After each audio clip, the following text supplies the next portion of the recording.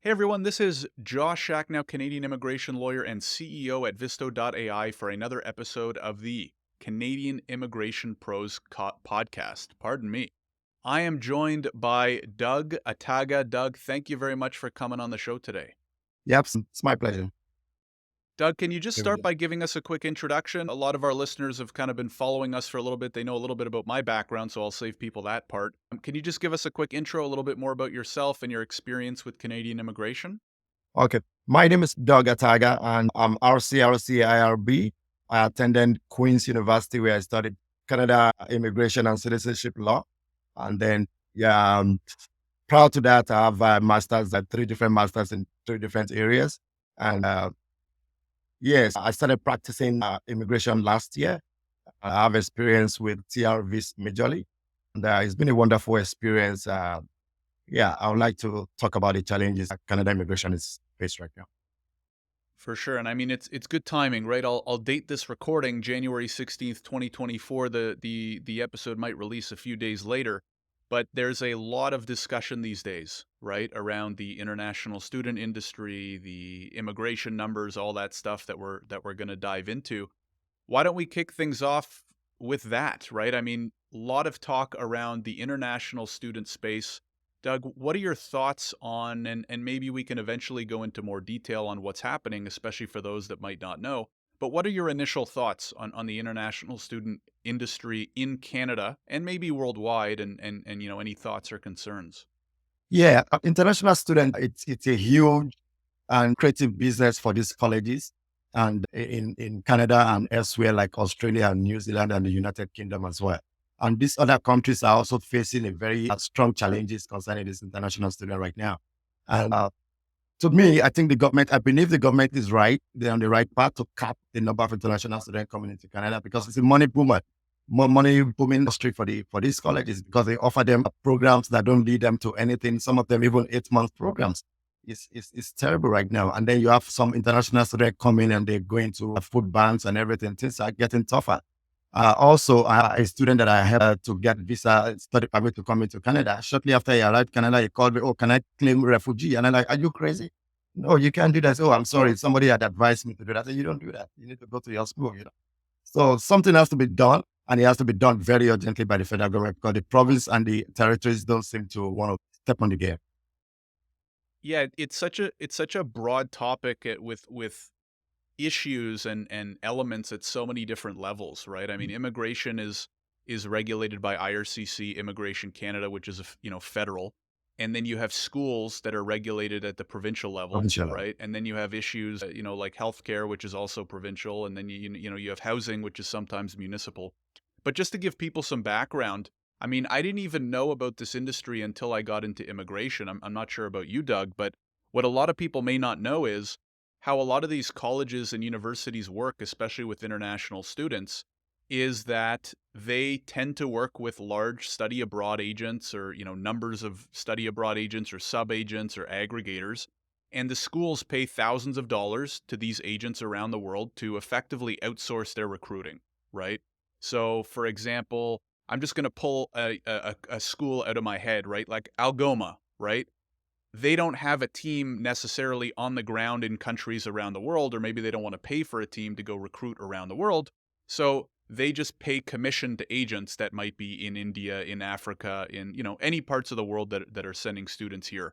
Now, the problem that Doug is kind of alluding to that I want to dig into a little bit further is that these are weird incentives, right? In my opinion, because all these study abroad agents around the world, how are they incentivized? They're really incentivized by volume because they only get their commission if the student gets accepted and then shows up to the school and starts paying tuition. That's So right. what does that mean is we're seeing a lot of these agents push students to whatever programs have the highest approval rate and not necessarily to what's best for them or best for the student's career down the road or what's best for the economy. So, Doug, I'd love to hear more about what do you think, and I've been seeing a lot of this chatter and enjoying a lot of the chatter on LinkedIn.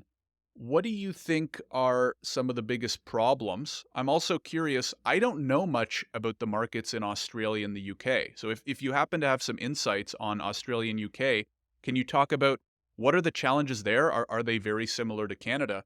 And then secondly, what do you think are some of the steps that our government or governments should think about taking to help solve the problem? Are you talking about strictly your international student or just immigration generally? Yeah. Let's start with the students and then we can broaden it even further and we can talk about immigration as a whole. Okay, so I will start with the United Kingdom. So the UK initially, when they pulled out of the EU, they started luring students and people from Africa majorly. And then for the UK, they take this visa fees and all these payment as a revenue generation drive. So they didn't care initially, for people to come in and then they're gonna make more money anyways. So, but then they started having problems because I visited the United Kingdom in May of last year. The country is filled up with foreigners all over the place. So now they have very strict. Let me use immigrant now. They have very serious issues now. They having issues with paying pension. So they having issues with delivering on services for this immigrant. So recently, by January the 1st, I think, or the 4th, they came up with a new policy that these immigrants coming from Africa and India and every other country like that, they can no longer sponsor their family. They can no longer come with their dependents. So, which I find Mm. very stopping because why would a mother of 2 kids or 3 kids or even one would be leaving a country and to go to the UK without being able to reunite with the family? That's very disturbing for me. So, to talk about Australia, I think Australia too is dealing with the same situation as Canada. However, Australia have decided to cut down on the number of international students and immigrants they're taking in. Hmm. So Do that you that think that that's one of the that's sorry to cut you there. I think that's one of the ways the government of Canada can really step in to address this big problem by putting a cap on the international students. right? And that's been in the news a lot because the immigration minister Miller has kind of hinted at it, right, a little bit. What it seems to be right now is a threat, right? He's kind of saying, "Hey agents, hey schools, we see what you're doing. We don't like it. Right now there is no cap, but if you kind of keep behaving the way you're behaving, then, capping would not be out of the question." The reason why that's so important is because it's such a huge industry, right? It generates, I think, something like $22 billion a year for the Canadian economy. It's Crazy. huge, right? It's one of the biggest industries, I think, in the country, right? Like bigger than many other, which is kind of crazy if you think about it. One of the biggest industries in Canada is just international students coming here and studying at our schools, right? Or quote unquote studying, because some of them come and they're coming to study at a college that's set up in a mall that doesn't even have a real classroom, right? Or Mhm, it's all virtual classes or mhm, whatever. mhm. Now, do you think, Doug, do you think they'll put a cap on study permits? That could be a big deal, no? But it's very imminent the government take that step. Why? Because you find out, okay, take one of the colleges, for example, maybe like Algonquin or Argonne or whatever. Recently, the Argonne students, I saw a lot of Indian students demonstrating that they did poorly in one of their courses and then they needed to I saw upgrade or that. something. Yeah. So that shouldn't happen. So you realize that some of these colleges, what is even their capacity for each courses that they admitting people into? Because you're going to find out that maybe a class that's not supposed to be bigger than 21 students, they're admitting like 500 students for that program. And maybe about Right. 400 people get visas to come to Canada. So that's where this crisis come from. And I would like to touch on the qualified agents that they use in all these countries, because all these guys, like you said, they deal with volume. The more students they can recruit for these colleges, the more money they can make. And these colleges don't care because they've already built that money that they're going to pay to the agents into the student tuition fees. Because you find somebody coming for Hmm. an 8 months program and he or she is expected to pay to cover like $15,000. And this course is not even going to lead to anything at the end of the day. And it's not even going to, Yeah. going to help the system. It's not going to help the Canada economy in any way because they're not going to get a job. They're not going to be able to work. At the end of the day, they can't get postgraduate work permit. So it doesn't lead them to anything. So the government needs to rein very fast on that issue. And then they need to find out the actors, what are they doing wrong, and so that it can be corrected. Because there are a lot of immigration consultants and lawyers that are recruiters too. Hmm. The colleges must insist on using these people. You can't continue to use all these unscrupulous agents. Some of them don't even know what this college is about. They don't know anything about the course. They just keep chunking out admission letters, recycling them, and then people get admission. You find some students come to Canada. They don't even know where the school is. They don't know. They don't have any information at all. Yeah. No, I mean, One exercise that I've found has helped is to, in the wise words of, I think it's Charlie Munger, may he rest in peace, is to just follow incentives, right? Like human beings are pretty simple creatures, right? This is a big problem at many levels, right? Schools, immigration, agents, blah, blah, blah. But if you just follow the incentives, which is usually money, right, when you're talking about business, it's actually pretty straightforward, right? You have all of these colleges and universities, not all, right? So you and I are probably going to be talking a lot in generalizations. That's We're right. not saying every single school is bad. We're not saying every single agent is bad, Yeah. right? Yeah. But generally speaking, this is why we're here talking about this topic, is because there's enough bad actors, right? So what we have is all these colleges and universities that make so much money off international students because their tuition is like 3, 4 times the amount that they can charge domestically, right? So apparently, depending on provinces, they're getting a little bit underfunded by the government. I don't really know, but that's kind of what I'm hearing. Mhm. So what they do is they charge huge tuition to international students Mhm. who are willing to pay it because, they want to start a new life in Canada or whatever. That's right. There's virtually no oversight, right? So they get DLI status, or maybe they don't get DLI status, they don't care. And they just try to flood their classes with as many international students that are willing to spend 15, 20K a year on tuition. And instead of doing the recruitment themselves, they outsource it to unregulated study abroad agents Yeah. all over the world Hmm. who Canada's probably not going to go regulate. Like, what's Canada going to do? They're going to go chase down agents on the streets of India, you know what I Imagine. mean? And Africa and blah, blah, blah. It's not going to happen. Mhm. So you have these schools inflating tuition. They're just writing commission checks to agents, so they don't even have to do the recruitment. The agents go to all these students and promise the world, right? Hey, I'm going to get you into Canada. Oh, but okay, but what about jobs? Don't worry about jobs. We'll get you into the school, and then it's easy, right? It's easy. Oh, you'll get They even PR. You'll promise get a. them jobs sometimes. They promise jobs. They Mhm. promise PR. Blah blah Mhm. blah. Mhm. Right? And I mean, a lot of these students are 16, 17, 18 years old, right? They don't know any better. And Mhm. maybe this agent, maybe their friend used the agent once and, they got them an approval. So they're like, oh, good enough for me. Mhm. And then one of the big problems is that a lot of the issues don't show up till years later, right, Doug? Like Yes. you might be a student and you might be getting the towel thrown over your head or whatever the expression is at Mhm. the beginning, the agent's promising you the world. But as long as they get that study permit approved, you're happy. You don't realize that in 2 years from now, you might not be able to get a PGWP. That's If you right. get a PGWP, you might not be able to get skilled work. If Mhm. you're not able to get skilled work, you might not be able to get PR. Mhm. You're probably working a crap hourly job with increasing housing prices and cost of living. And now more so than ever, we're seeing students go back home, right? So it's very sad. I think that the recent proof of funds requirement increase was probably a good sign. Would you agree Yeah. with that, Doug? Did you like that move? Well, it's a good thing in the right direction, but however, I believe that these unscrupulous agents will find a way around it. That won't be a Right. big problem for them to find a way around. I think I agree. And just to fill in the blanks for those, when you're applying for a study permit in Canada, you have to show a minimum number of funds, aka a minimum amount of money to show that you can, afford to live in Canada. It was $10,000 Canadian up until, well, this month actually, right? Yeah. 15 days ago it came into Mm. effect. Which $10,000, if you're going to live in downtown Toronto, good luck, right? So anyways, they recently just over doubled it to 20,600 and something, I think.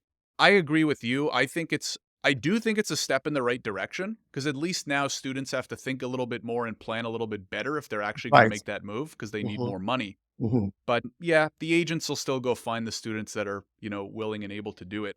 So Mhm. let me ask you this, Doug. What would you do? Let's say you snap your fingers, you're Minister Miller, and you're at a meeting to make a plan to fix the international student industry. What would you do, or what are the 3 or 5 things that you might do to try and fix it? So the first immediate thing I'm gonna take is to find out from all these colleges, because this thing is being perpetrated by colleges mostly. So I want to find out what this college's capacity is to admit students in the first place. I want to find out the facility they have. So like I said, there has to be an oversight. There must be a panel or a group that's going to go through all these colleges to find out exactly what their capacity is to even, not even housing now, to even have students. come study. Mhm. Because you can, I do expect if you have a class that should house 20 people and then you are admitting 500 people for that same course. That is crazy. And then Did you that see the articles? Sorry to cut you off. From there were, I think, 2 instances last semester where colleges had to basically they approved students. But let's say they approved like, 2,000 students, and then the students got their visa, and like a month or 2 before the course was going to start, they basically sent letters to like 500 of those students and were like, "Sorry, we don't have room for you. You I saw, can't come anymore." I saw that. I think somewhere in a school in New Brunswick or something. It was That is, 2 or 3 schools. I no, saw it not in one school. multiple I different saw that of schools. New Brunswick, and I'm like, what? This is crazy. Can And you imagine? yeah, Imagine being so those students. That's crazy. So anyways, that just goes to your first point, which I think is a good one. yeah, so secondly, the other step that they have taken for the IRCC to verify admission, student admission before acceptance letters are issued is also very good, but I don't know how effective that can be. Another thing is, I mean, you talked about the increase in the what's it called now? Increase the fees verification for to show that you can take care of yourself in Canada from $10,000 to $20,000. Even though I believe they will find a way around it, and generally, I believe the government should just place a cap on international students right now. Yeah. What number would you pick if you were to put a cap in place? Yeah, so like I said, I would love to do that verification first, that first move that I said I was going to make. So with that Uh, verification, that will tell me what I think it should be. Because okay, right so now you're we're talking saying about almost 900,000 international students in Canada. That's great. so you're saying, and this sounds like a pretty good idea to me, which is go to all the schools, see what their capacity is Mhm, for an average student body in a year, mhm. tally all those numbers up, and that's your cap. So let's say all the schools in Canada can reasonably fit 200,000 students Right. per year. You just cap the study permit approval at 200K. It will be less, and I'll tell you why. So recently, I saw a chart on LinkedIn that showed the college's admission, their graduate, and employability. So that's another index that I'm going to use, because if you look at that, look, you guys are bringing 200,000 in the last 10 years. You've brought in this number of students, and this is the only fraction that's been able to get a job. So what are we Mhm. talking about here? So that one has to go down drastically. So Right. you need to really, really regulate, yeah, those colleges, because you can't just continue to make them have DLI for different courses. They should even appraise all those programs that they offer as well. They should be appraised. I totally agree. I didn't understand when recently they were talking about creating that trusted institution framework. Hmm, And I was like, what do you need a new framework? You should be going and reevaluating every single school with DLI status. yeah. If they're not a trusted institution, Drop them why should they even have their DLI in the status, first let place. alone trusted institution, Yeah. right? So I agree with you on many fronts. I think a cap would be interesting. I don't necessarily think a cap should be the long-term solution, but at the very least, it would scare a lot of these shady players into behaving correctly, hopefully, right? So the good thing about a cap is, in the short run, it's going to help you to put a hold, a freeze on that astronomical increase, while you Mhm. do your back end job to find out exactly what the problems are, and then you can Right. mitigate it, and then you can decide if you want to increase it in the future or not. I agree. I mean, also, if you look at the numbers, this industry has gone nuts in the last 10 years, right? Like if Absolutely. you go to like 2015, I think IRCC approved something like 150K study permits in Mm, 2015. mm, 2022, 2023, they're approving something like 600,000 study permits in a year, mm, right? mm. So we're not talking about 10-20% increases, right? We're talking about like this industry like 5x'd in a matter of 6-7 years. How in the world could the infrastructure match that, right? Like this is one of your main points that you've been kind of alluding to, Doug, is if the number of students goes up 5x in 6 years, there's no way the schools are increasing their number of classrooms by 5-6x, right? That's right. The number of teachers Yeah. by, the number of support to help them find jobs, right? By Mhm, 5-6x. mhm. So yeah, I think that the activity has gotten so shady in this industry that he should probably slap a cap on it. It'll make them wake up pretty damn quick, right? But If you're a college and all of a sudden you're capped to 50% of the students that you Yeah. allowed in last Yeah. year, They're you're gonna going to you're think gonna shape really up. quick. Yeah. Or half of them will probably go out of business, right? Maybe not half, but I don't know. A Hmm. good percentage of them, right? A, Hmm. a good percentage of the shady colleges and a good percentage of the study abroad agents probably go out of business overnight, right? Or Definitely. within the So, first, so some of them 6 or have not 12 even heard months. the name before. When I see potential clients, tell me, "Oh, I got that," and they're like, "What school is that?" I go do and Yeah. I well, some of them maybe just one apartment, So it's very ridiculous to me. And they charge fees in the range of 20 something to $35,000. I'm like, where are you guys getting Yeah. this money from? So Well, it's what it's I've heard is I don't do as much international student work. I certainly stay up to date on the news, and I love talking about it like this, right? Like, I think these are great conversations to have. But what I've heard is you basically have people who will go get, an approval to be a DLI or whatever that process is, and they'll open up like basically an office in a mall, right? Like you'll have a front office in a mall and have no classrooms, and everything is virtual, or maybe you have one classroom, but you'll have dozens of classes and most of it's online.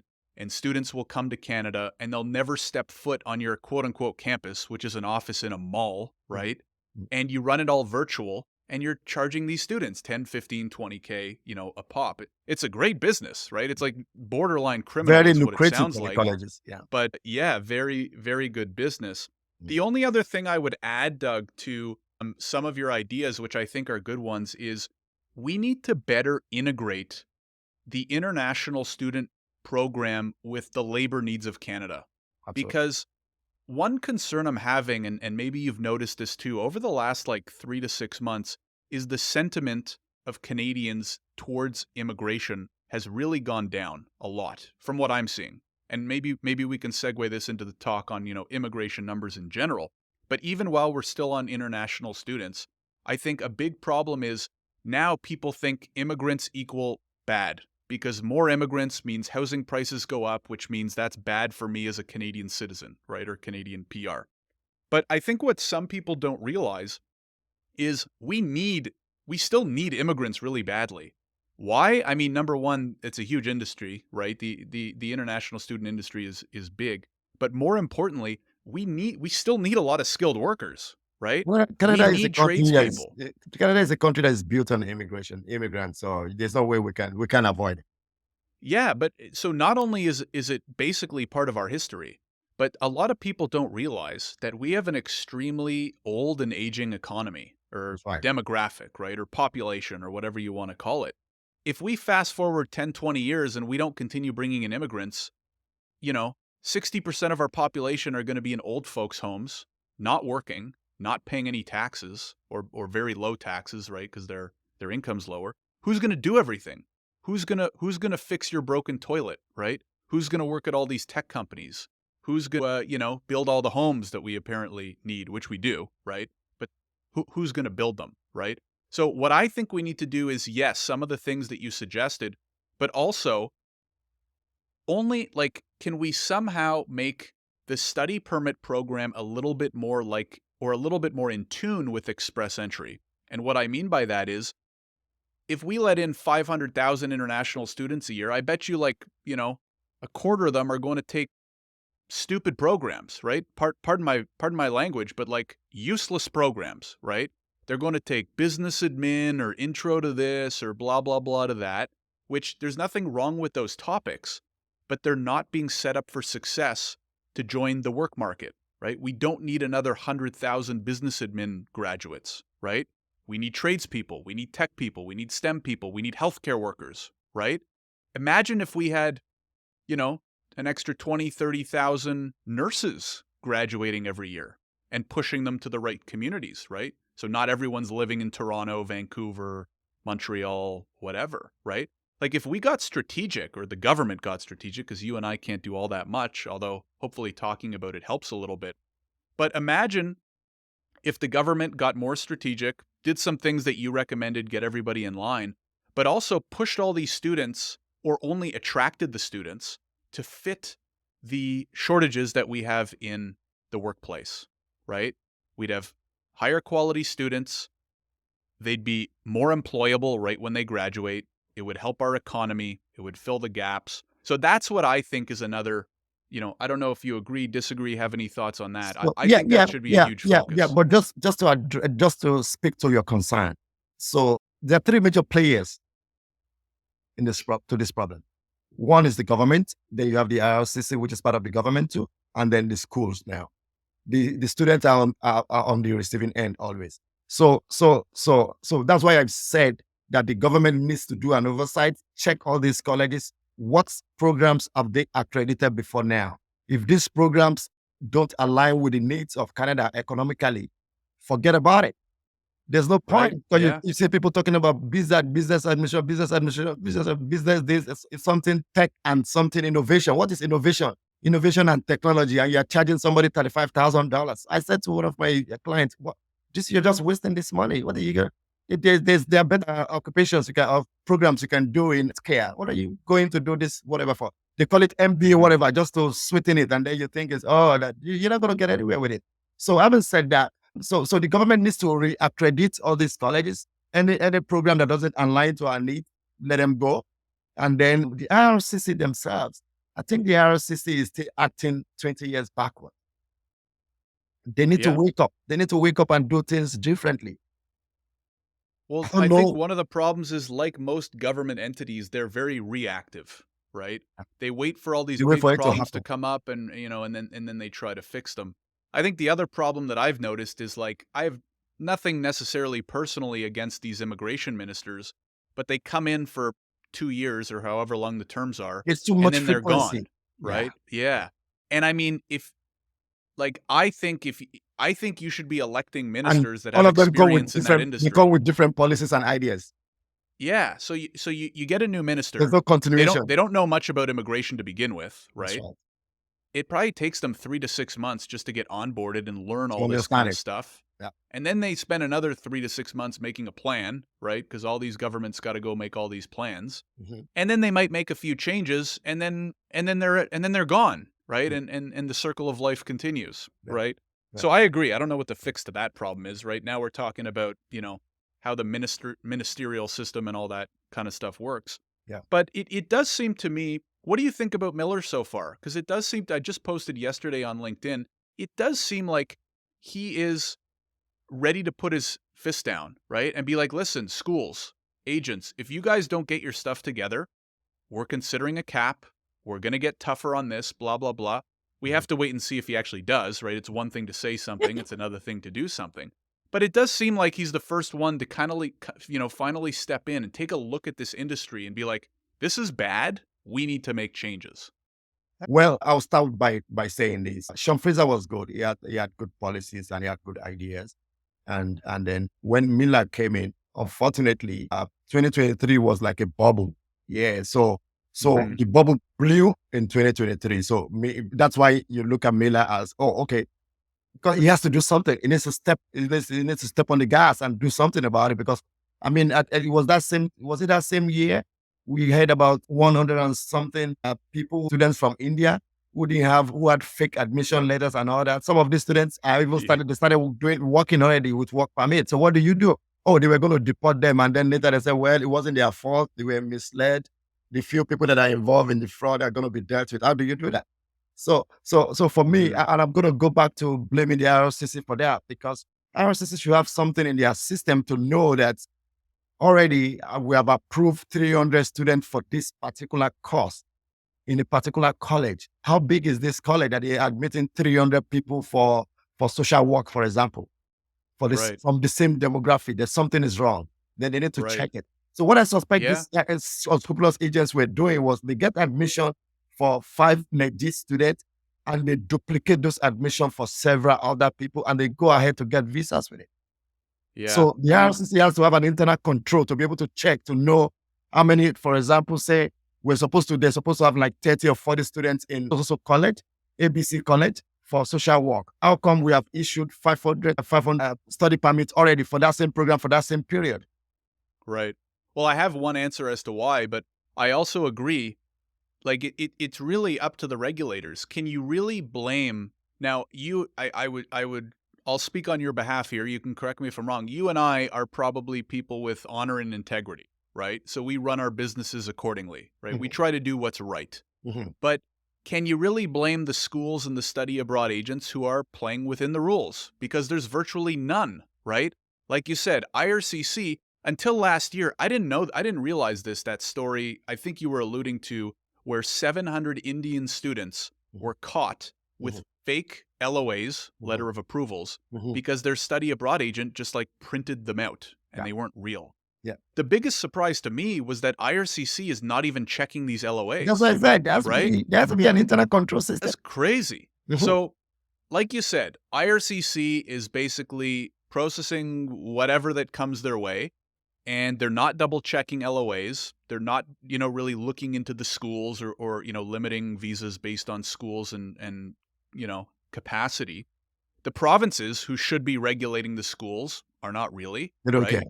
Mhm. Now there's all these DLIs. I don't know how half of them still have their status. I don't know how half of them are still running courses the way that they do. And you have these study abroad agents who are not being regulated because nobody in Canada is going to go regulate outside of Canada. It's just too difficult, right? There's not enough resources. Your solutions are not good enough, right? What is Canada going to go sue an agent in court in India, right? So Probably at the not. end of the day, it still boils down to the colleges. Yeah. I think it comes down Control. to the government at the IRCC, Mhm. aka federal and provincial slash Yeah, to educational control the levels, colleges. Yeah. right? Now, the other thing too that I was going to say, Doug, is like, what do you think? What's the onus on the student here? I talk about this a little bit, right? As we just talked about, government's got to do a better job. Period. I think, but do you think that there should be, especially with all these news articles out there about what it's like in Canada and what it's like working with these agents and all the fraud? I'm kind of surprised that so many of these students blindly trust these agents. Like, shouldn't and this is part of why I like to create content like this is so hopefully international students or aspiring international students can listen to a conversation like this and be like, "Holy crap, I didn't realize all of this stuff that's going on and all of these things I should be careful about." And you mentioned at the beginning of the show that, you know, if more and more students worked with regulated, reputable immigration lawyers and immigration consultants, the industry would probably be in a better place. What do you think the onus is, if any, on the student to do a little bit more homework and maybe choose who they're working with a little bit more strategically?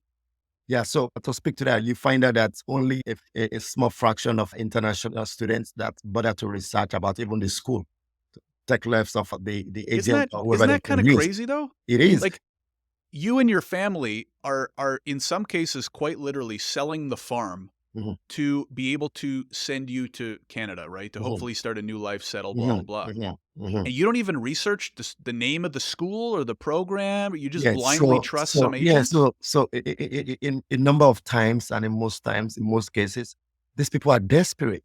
Like you said, poverty is wicked. So these guys don't care about anything any longer. They are very desperate. They believe, oh, Canada is my dream country since I was young. I just need to get out of here, and this an opportunity has showed up for me to go to Canada, regardless of right? what it is. They just want to get out. So desperation, economic hardship is everywhere in the world right now. So people are running from everywhere. So the moment the United Kingdom closes their gate, Australia closes their gate. Oh, Canada is the only country that's yet to do something. Let me quickly get into Canada before they also close their gate. Right. That's one challenge. So the students, you might want to say, oh, onus on them to check and all that, but there's a lot of factors, that make them do all these Yeah. things. They're desperate in And most cases. it's easy for me to say that, right? I grew up Mhm. in Canada. Mhm. I was very lucky. I've had a very privileged life, Mhm. right? So it is Mhm. easy for me to say this. But Right. I do hope that moving forward, because it sounds like these other countries, UK, Australia, are having similar issues. Absolutely. So I just hope that international students do more homework in the Mhm. future, right? Mhm. Okay, yes, you really want to move to Canada or wherever you want to start. I get it. But please, for your own sake, what a lot of these students don't realize is just getting a study permit approval, that's not the golden ticket yet, That's right? right. What we're They don't want seeing that. is all these students come to Canada and then they realize they don't like their program or the school is bad or they can't afford to live, right? or they graduate and can't afford a good job or a job that they expected or a job that makes them eligible for PR. So what happens, and this is worse than even getting a glimpse of your dream in Canada, is you spend tens, if not hundreds of thousands of dollars on moving to and studying in Canada. And then years go by, and if you can't get PR and your PGWP is expiring and you can't get an LMIA, you might have to go home, right? So, what's worse, right? Yeah, yeah. So, Do some homework. Please, to the mhm, students out there that are mhm, watching, just do some mhm, homework. mhm. Yeah, but most times what this and another thing these colleges do these days that I found out is they once they give them admission into these colleges, into their program, they make them pay like $8,000 or more. So when the student comes and they find out, oh, this is not the kind of school that I thought I was coming to. Okay, I want to go to a proper university, maybe University of Alberta. These colleges don't give them a refund. They Mhm. threaten them with reporting them to IRCC. They will get deported and all that. And $8,000 is not a small money to forfeit like that. It's crazy. I think we can maybe put a pin in that. We definitely agreed. We need to see more oversight. We need to see better regulation. Hopefully that happens. Mhm. Maybe what we can finish on here, Doug, because I think this has been, a really good conversation on what's become a very topical issue in Canada specifically. How do you think this all relates to immigration as a whole and like some of the housing issues that were, or, the immigration caps or numbers or, and housing and how that's affected? Yeah. So another thing I have, my own opinion though, or my belief is we shouldn't have all these international students come study here and then we're not providing a path to PR for them. So why should we have a lot of students, regardless of whatever program they have studied or whatever? We don't have a path to PR for them. And then even some other undocumented immigrants still in Canada, we don't have a path to PR for them, even though I heard that something is in the pipeline that's going to come up very soon as regards that. Then we upping the immigration target to 500,000 or something when we have thousands of them within Canada still not documented. So why don't we look inward, deal with this to fill that number instead of bringing a new 500,000 are from outside Canada. So this definitely increases the number of immigrants inside. And then once you come, there's definitely going to be pressure. There's going to be a spiral pressure on health sector, on the housing area as we're currently facing right now. Another problem again is you have people, doctors, you have nurses with certificates from Africa and other countries of the world, and then you don't make them work as doctors or nurses Mhm. here. I've never seen it. It's stupid. So these students, Yeah. when these people, when they come, once they grab their PR, they go to Europe where their skill is more valued. That's what is happening now. You have a lot of people living in Canada now. So what the government, I thought the government should have done is, you said you're a medical doctor, you've been through the medical school and all that for 10, 11 years. Train them maybe 6 months or thereabout, because of course the equipment are different. The equipment they use in the country they're coming from, they've never seen the updated one that they use in Canada right now. Train them for 6 months or make them understudy a doctor just like an intern for like a year or Mhm. something. Have an exam or test or something. Okay, these people I've certified that they can do this job. Then integrate them right there. So there's a problem. There's a very big gap between international doctors with foreign degrees and nurses and then Canada. So they need to fill up that. They need to close up that gap ASAP. And that's one way they Yeah. can do it. Unfortunately for Canada, again, the demography for countries from where people are coming to immigrating to Canada are countries where people have lots of children. And so before you know it, the population is going to explode, but the infrastructure is not developing. So in no Right. time, we're going to have serious issues because we're talking about filling up the gap, because a lot of people are aging and they are retiring, but you find out that the gap is not being filled up. Why? Because these people coming are young, they're having babies. It takes between 1 to 18 or 20 years before their babies can grow up to start working. So you find Right. out that with their gap is still not being filled because the highest number of the population, the greater part of the population is going to be kids, children from 1 to 18 years old. Right. Yeah. I mean, you've highlighted a few big, like, number one is the recertification is such a big problem, like you said, right?